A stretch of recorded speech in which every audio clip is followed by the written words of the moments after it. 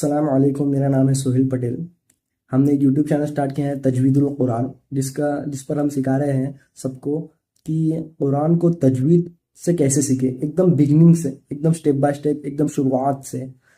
جیسے کہ ہم دیکھتے ہیں کہ مراٹھی کے اندر ورن ہے ایک سے لے کے نیہ تک ٹوٹل 52 جیسے انگلش کے اندر ہے الفابیٹس اے سے لے کے زیڈ تک 26، ویسے ہی عربک کے اندر ہے ٹوٹل حرف جسے کہتے ہیں حرف تہجی الف سے لے کے یا تک 29۔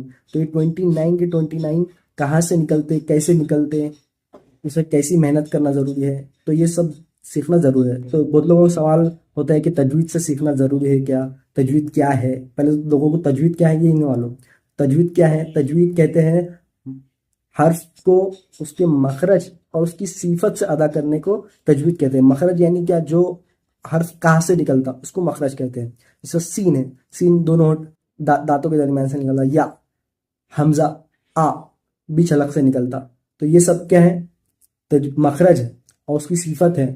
جیسا قوف ہے بلند ادا ہونے والا حرف، تو یہ اس کی صفت ہے، تو یہ مخرج اور اس کی صفت سے پڑھنے کو تجوید کہتے ہیں۔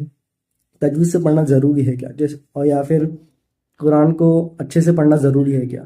جیسے کہ ہم لغت میں دیکھتے ہیں کہ ایک مثال لیتے ہیں، جیسے کہ ہم نے دیکھا تھا پہلے کہ حضور پاک صلی اللہ علیہ وسلم بکریاں چراتے تھے۔ اب چراتے تھے کہ چین کے اوپر اگر اپن پیش لگا دیں گے تو یہ ہو جائے گا حضور پاک صلی اللہ علیہ وسلم بکریاں چراتے تھے، نعوذ باللہ۔ تو یہ زبر زیر پیش کی غلطی پر یہ ہو جاتا اگر صرف، تو جب اگر حرف بدل جائیں گا یعنی اس کا مخرج چینج ہو جائے گا تو جب معنی کتنے بدل جائیں گے میرے دوستوں بھائیوں۔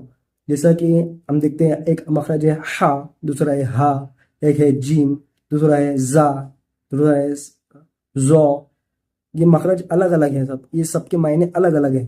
اگر اس کی جگہ وہ نکال دیں گے، اس کی جگہ یہ نکال دیں گے تو اس کے پورے معنی بدل جائیں گے۔ تو اس لیے ہمیں تجوید سے سیکھنا ضروری ہے، ٹھیک ہے۔ اب تجوید کے اندر ہم کیا کیا سیکھیں گے؟ تجوید کے اندر ہم شروع سے سیکھیں گے کہ حرف کتنے حرف ہے، حرف کیسا ادا ہوتے، حرف کیسا یاد کرنا، کیسا پڑھنا، اسٹارٹنگ سے ایک دم کس کو کچھ بھی نہیں آتا اس کے لیے یہ ایک دم اس کے مخرج سیکھیں گے، پھر نون ساکن تنوین کے قاعدے ہیں، پھر اس کے صفات ہیں، پھر قاعدے ہیں بڑے بڑے جو بہت سارے لوگ نہیں جانتے، ایسے قاعدے ایک دم ایکسپیرینس قاعدے ہیں، اور جو ایسی تجوید سے سکھاؤں گا انشاءاللہ میں آپ کو کہ آپ کا کوئی ہاتھ نہیں پکڑ پائیں گے، یہ گارنٹی، وہ فری آف کاسٹ۔